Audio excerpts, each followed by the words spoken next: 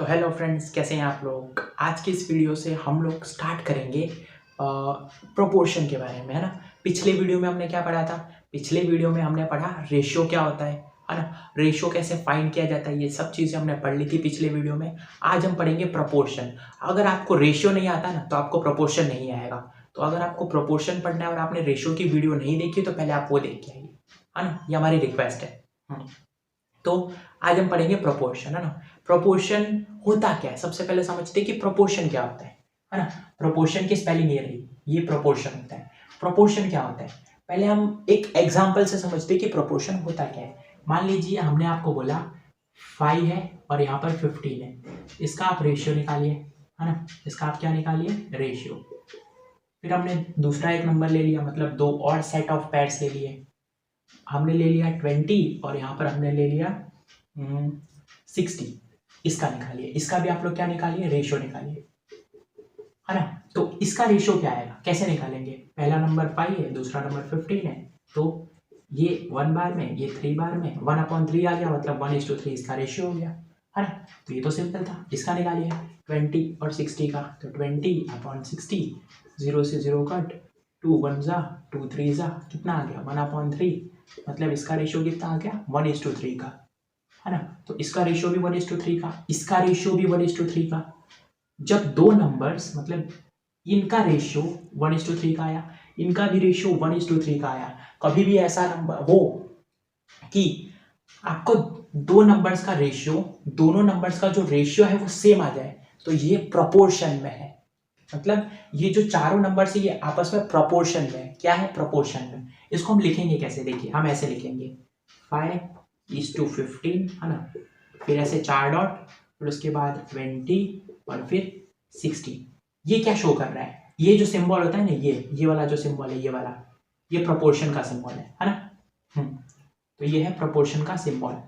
अब हम इसे समझेंगे कैसे। तो ये लिखा है 5/15, इसका आप रेशियो निकालिए और इसका आप रेशियो निकालिए और 20/60 का आप रेशियो निकालिए। दोनों का रेशियो प्रोपोर्शन में है, मतलब ये दोनों रेशियो सेम है। समझ में आ रहा है, इसको हम प्रोपोर्शन बोलते हैं। एक और एग्जांपल लेते हैं, बहुत अच्छे से समझ में आएगा। मान लीजिए आपके पास है लेट से 20 है और यहाँ पर 100 है। यहाँ पर हमने ले लिया 5 और फिर ले लिया 25, है ना। तो निकालिए इसका रेशियो, इसका क्या हो जाएगा 20/100, 0 0 कट, 1 जा 5 जा, इसका आ गया 1:5, है ना। इसका कितना आ गया 5/25, 5 जा तो 1/5, 1:5, है ना। तो मैं पूछूं कि क्या ये प्रोपोर्शन में है, तो हाँ ये प्रोपोर्शन में। क्यों, क्योंकि इसका रेशियो भी 1:5 आया है, इसका रेशियो भी 1:5 में आया है, इसीलिए ये प्रोपोर्शन है ना। इसका रेशियो और इसका रेशियो सेम है, रेशियो सेम तो प्रोपोर्शन। याद रखिए हमेशा, रेशियो सेम तो इसका मतलब वहां पे आएगा प्रोपोर्शन, है ना। और हमने आपको ये भी बता दिया ये आप शो कैसे करेंगे। अगर आपको लिखना है कि ये दोनों का जो रेशियो है वो सेम है, तो इसे आप लिखेंगे कैसे। इसे लिखने का तरीका क्या लिखेंगे आप, 20:100, फिर ये प्रोपोर्शन वाला सिंबल, फिर 5 और फिर 25। ये रिप्रेजेंटेशन हो गया ना।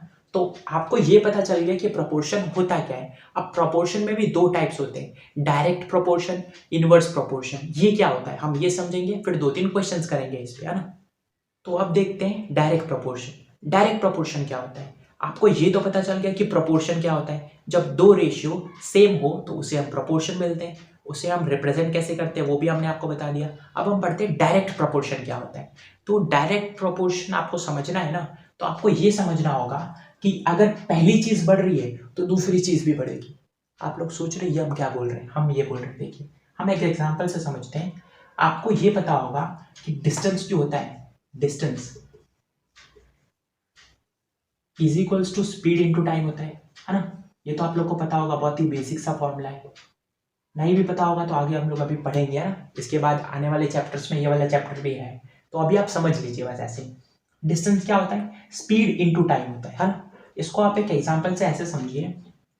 मान लीजिए आपको इस पॉइंट से, इस पॉइंट का नाम ए है, यहाँ से आपको बी पॉइंट पे जाना है ना। और इसके बीच का जो डिस्टेंस है वो 100 मीटर है ना। आप रोज जाते हैं और रोज आपको करीब इसमें टाइम कितना लगता है, 10 मिनट का लगता है ना। 100 मीटर कवर करने के लिए आपको रोज 10 मिनट टाइम लगता है ना। अब यहाँ से थोड़ी दूर पे पॉइंट सी है ना, और बी से सी का जो डिस्टेंस है वो लेट से 50 मीटर है ना। तो इतनी चीज समझ में आई, ए से बी का डिस्टेंस 100 मीटर, बी से सी का डिस्टेंस 50 मीटर, और टोटल आपको ए से बी तक जाने के लिए 10 मिनट लगता है। फिर बी से सी अगर आपको जाना है तो लेट से 5 मिनट लगता है ना। तो हम आपको क्या समझाना चाहते हैं, हम आपको ये समझाना चाहते हैं, आप एनालाइज कीजिए। आप इस पॉइंट पे खड़े हैं ना, इस पॉइंट पे खड़े, आप ए से बी जाते हैं, 100 मीटर का डिस्टेंस आप कवर करते हैं, 10 मिनट में कवर होता है ना। अब आपने क्या किया, आपने बोला कि नहीं मुझे आज बी तक सिर्फ नहीं जाना है, मुझे आज सी तक जाना है। रोज आप कहाँ जाते हैं, रोज आप सिर्फ ए से बी तक जाते हैं, आप रोज इतना डिस्टेंस कवर करते हैं, 100 मीटर का डिस्टेंस कवर करते हैं 10 मिनट में। लेकिन आज आपके इरादे बदल गए, आपने बोला कि मुझे सिर्फ बी तक नहीं जाना है, आज तो मुझे सी तक जाना है। कहाँ तक जाना है, सी तक जाना है ना। हाँ, तो आज आप सी तक गए, आप बी पॉइंट को हटा ही दीजिए, मतलब बी पे आप रुकेंगे ही नहीं, आज आप सी तक जाएंगे पूरा, है ना। तो आप टोटल डिस्टेंस कितना हो गया, टोटल डिस्टेंस आपका ए से सी तक 100 + 50 150 मीटर हो गया। पहले आप 100 मीटर का डिस्टेंस कवर करते थे, लेकिन आज आप 150 मीटर का डिस्टेंस कवर कर रहे हैं। आज आप बी तक नहीं रुक रहे ना, सी पे जाके रुकेंगे, है ना। पहले आप टोटल 10 मिनट लेते थे, है ना। अब आपको टोटल कितना लगेगा, ए से सी तक जाने के लिए 15 मिनट लगेगा। तो आपको कुछ समझ में आ रहा है, आपने देखिए डिस्टेंस को बढ़ा दिया, आप 100 मीटर से 150 मीटर की तरफ शिफ्ट हुए, आपने 50 मीटर का डिस्टेंस बढ़ाया, तो आपने देखा कि आपको जो टाइम है वो भी बढ़ गया। तो आप डिस्टेंस बढ़ाएंगे तो आपको टाइम ज्यादा लग रहा है, जितना आप डिस्टेंस बढ़ाएंगे उतना आपको टाइम ज्यादा लग रहा है। ये क्या चीज है, ये प्रोपोर्शन है, यही तो डायरेक्ट प्रोपोर्शन है। आपने पहली चीज बढ़ाई, देखिए आपने स्पीड को बढ़ाया, है ना, स्पीड नहीं, सॉरी स्पीड नहीं, डिस्टेंस, आपने डिस्टेंस को बढ़ाया, है ना, डिस्टेंस को आपने बढ़ाया, आपने देखा कि डिस्टेंस बढ़ने से आपका टाइम ऑटोमेटिकली बढ़ गया। टाइम बढ़ गया ना, पहले 10 मिनट लग रहा था, 15 मिनट लग रहा है, तो टाइम क्या हुआ, टाइम भी तो उस केस में बढ़ गया। आपने डिस्टेंस बढ़ा दिया, आपका टाइम बढ़ गया। ये डायरेक्ट प्रोपोर्शन है। ये क्या है, ये डायरेक्ट प्रोपोर्शन है। ये जो ऊपर हमने लिखा है ये डायरेक्ट प्रोपोर्शन है। अगर ऐसा हुआ होता कि आपने डिस्टेंस तो बढ़ा दिया लेकिन टाइम बढ़ा नहीं होता, मान लीजिए यहाँ से यहाँ तक जाने के लिए आपको 10 मिनट लगते थे, लेकिन अब आप सी तक पहुंच रहे हैं, लेकिन आप 5 मिनट में पहुंच रहे हैं। अगर ऐसा केस हुआ होता तो आपने देखा कि आपने डिस्टेंस तो बढ़ा दिया, 100 मीटर से 150 मीटर, मतलब 50 मीटर बढ़ा है ना। हाँ, तो आपने डिस्टेंस तो बढ़ा दिया इस केस में, लेकिन टाइम आप देख रहे कि 10 मिनट से 5 ही मिनट, टाइम तो कम हो रहा है, टाइम कम हो रहा है। तो ऐसा केस अगर होता कि डिस्टेंस बढ़ रहा होता लेकिन टाइम कम होता, तो ये हमारा इनवर्स प्रोपोर्शन होता। एक बढ़ रहा है तो दूसरा कम हो रहा है, वो इनवर्स होता है। लेकिन अभी हम बात किसकी कर रहे हैं, डायरेक्ट की कर रहे हैं, कि एक बढ़ेगा तो दूसरा बढ़ेगा। नहीं समझ में आया एग्जाम्पल तो कोई बात नहीं, डायरेक्ट समझिए। अगर x बढ़ेगा तो आपका y भी बढ़ेगा, सिंपल। x बढ़ेगा तो y बढ़ेगा। यहाँ पे आप इसको रिलेट कर सकते हैं कि ये डिस्टेंस था, डिस्टेंस बढ़ा तो टाइम बढ़ा, ऐसे आप रिलेट कर सकते हैं। तो direct proportion, I hope so कि आप लोग को समझ में आया होगा। हमने अपनी तरफ से पूरा ट्राई किया है कि हम आपको समझा सके, है ना। याद रखिए सिर्फ इतना कि डायरेक्ट प्रोपोर्शन क्या होता है, पहले चीज को बढ़ाओ दूसरा चीज अपने आप बढ़ेगा, दैट इज डायरेक्ट प्रोपोर्शन। अब इसी में बात करते हैं हम इनवर्स प्रोपोर्शन की। तो इनवर्स प्रोपोर्शन क्या होगा, इनवर्स प्रोपोर्शन, इनवर्स प्रोपोर्शन क्या होगा, इनवर्स प्रोपोर्शन में अगर आपने पहली चीज को बढ़ाया तो दूसरी चीज अपने आप कम हो जाएगी, सिंपल। तो ये जो सिंबल है ना, ये इंक्रीजिंग का सिंबल है, मतलब ये बढ़ रहा है। ये वाला एरो ऊपर की तरफ है मतलब बढ़ रहा है, एरो नीचे की तरफ है मतलब घट रहा है ना, कम हो रहा है। तो डायरेक्ट प्रोपोर्शन में पहला बढ़ता है तो दूसरा भी बढ़ता है, इनवर्स प्रोपोर्शन में पहला बढ़ता है दूसरा घटता है, या फिर ऐसा भी हो सकता है कि पहला कम हो रहा हो तो दूसरा अपने आप बढ़ेगा, है ना। तो इसमें हमेशा उल्टा चलता है, इनवर्स का मतलब ही उल्टा होता है, तो इसमें हमेशा उल्टा चलता है। तो ये हो गया इनवर्स प्रोपोर्शन। अगर आप पूछेंगे कि इसका एग्जाम्पल क्या है, इनवर्स प्रोपोर्शन का एग्जाम्पल क्या है, अगर आप ये पूछें तो हम आपको इसी का एग्जाम्पल दे सकते हैं, है ना। यहाँ से आप देखिए डिस्टेंस क्या होता है, स्पीड इनटू टाइम, है ना। तो इस हिसाब से स्पीड क्या हो जाएगा, डिस्टेंस अपॉन टाइम। हाँ, ये देखिए स्पीड, एस हम स्पीड को शो कर रहे हैं, डिस्टेंस अपॉन टाइम, है ना। तो आप जैसे जैसे स्पीड बढ़ाएंगे ना, आपको जैसे जैसे स्पीड बढ़ाएंगे आपको टाइम कम लगेगा। ये चीज़ आपने नोट भी की होगी। मान लीजिए आप रोज स्कूल जाते हैं ना, रोज स्कूल जाते हैं, ये ए पॉइंट है और इधर बी पॉइंट है। ये जो डिस्टेंस है ये आपके स्कूल का डिस्टेंस है। आप डेली स्कूल जाते हैं, है ना, तो डेली स्कूल जाते हैं तो आपको कुछ टाइम लगता होगा, है ना, कुछ भी टाइम लगता होगा। आप मान लीजिए आप डेली स्कूल जाते हैं तो आपने नोट किया होगा कि हाँ भाई हमें इतने मिनट लगते हैं स्कूल जाने में, है ना। अब आपने क्या किया, एक दिन आप बहुत ही तेज साइकिल चला के स्कूल चले गए, मतलब आपने उस दिन अपनी स्पीड बढ़ा दी, तो आप देखेंगे आप बहुत जल्दी स्कूल पहुंच जाएंगे, है ना। आपने स्पीड जिस दिन बढ़ाई उस दिन आप कम टाइम में पहुंच गए स्कूल, जल्दी स्कूल पहुंच गए। ये क्या चीज़ है, यही तो इनवर्स प्रोपोर्शन का एग्जांपल है। जैसे जैसे आप स्पीड बढ़ा देंगे, देखिए ध्यान दीजिएगा, जैसे जैसे आप स्पीड बढ़ा देंगे आपको उतना ही कम टाइम लगेगा। ये शो करता है यहाँ से, है ना। समझ में आ रहा है, ये तो नोट भी किया होगा आपने। आप स्कूल गए, जिस दिन आप तेज स्कूल चले गए, जिस दिन आपने स्पीड बढ़ा दी, उस दिन आपको टाइम कम लगेगा स्कूल पहुंचने में, जल्दी पहुंच जाएंगे आप। इसीलिए तो जब हम लेट हो रहे होते हैं तो तेज जाते हैं ताकि कम टाइम में पहुंच जाए, है ना। हाँ, तो वही चीज़ है, जैसे जैसे आप स्पीड बढ़ाएंगे टाइम कम लगेगा, तो स्पीड बढ़ रही है टाइम कम लग रहा है, ये क्या चीज़ है, ये इनवर्स प्रोपोर्शन है। तो हमने अपनी तरफ से पूरा ट्राई किया कि आपको हम समझा सकें। डायरेक्ट प्रोपोर्शन और इनवर्स प्रोपोर्शन सिर्फ समझाना नहीं था, फील कराना था कि होता क्या है ना। तो ये हमने कर लिया। अब हम करते हैं 2-3 क्वेश्चंस इस पे। चलिए अब करते हैं 2 क्वेश्चंस। 2 क्वेश्चंस आपके स्क्रीन पे होंगे, आपको ट्राई करना है। पहले क्वेश्चन में क्या करना है, पहले क्वेश्चन में आपको चेक करना है पी को, पी मतलब प्रोपोर्शन। आपको चेक करना है कि क्या ये प्रोपोर्शन सही लिखा है। अगर सही लिखा है तो लिखिए यस इट इज प्रोपोर्शन, नहीं तो no it is not proportion. ये आपके 2 आंसर्स हो सकते हैं, है ना, पहले के लिए। और रही बात दूसरे के लिए, तो दूसरे क्वेश्चन में ये आपको एक प्रोपोर्शन दिया है, आपको चेक करना है, फाइंड करना है कि थर्ड प्रोपोर्शनल क्या है, मतलब ये x की क्या वैल्यू होगी कि ये प्रोपोर्शन में हो जाए। x की आप ऐसी कौन सी वैल्यू रखेंगे कि ये पूरा जो होगा ना ये प्रोपोर्शन बन जाए, ये आपको चेक करके बताना है कि x की क्या वैल्यू होगी। चलिए हम स्टार्ट करते हैं पहले क्वेश्चन से। पहले क्वेश्चन में हाँ सिंपल है, प्रोपोर्शन में है, इसका क्या मतलब है, हमें प्रोपोर्शनल चेक करना है। इसका मतलब इसका जो रेशियो होगा, है ना, और इसका जो रेशियो होगा वो सेम होगा। तो 50/1000 का हम रेशियो निकाल लेते हैं। 50/1000 का, ये 0 से ये 0 कट, 5 1 जा 5 20 जा, तो कितना आ गया 1/20।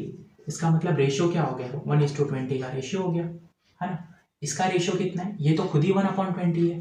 क्या आप इसे और सॉल्व कर पाएंगे, नहीं। तो इसका रेशियो कितना हो गया 1:20 का। देखिए दोनों रेशियो सेम आए, इसका क्या मतलब है कि यस इट इज प्रोपोर्शन।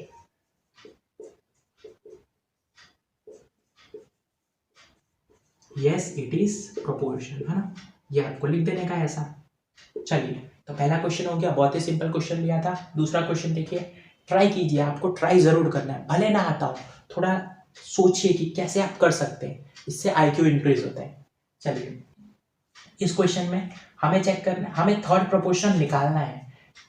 ये सिंबल है, इसका मतलब ये प्रोपोर्शन में है। अगर ये प्रोपोर्शन में है तो इसका मतलब इसका और इसका रेशियो सेम होगा। तो 3/29 का रेशियो कितना होगा, 3 इधर से 9 बार में, तो 1/9 आ गया। इसका मतलब इसका रेशियो कितना हो गया, 1:9 का रेशियो हो गया।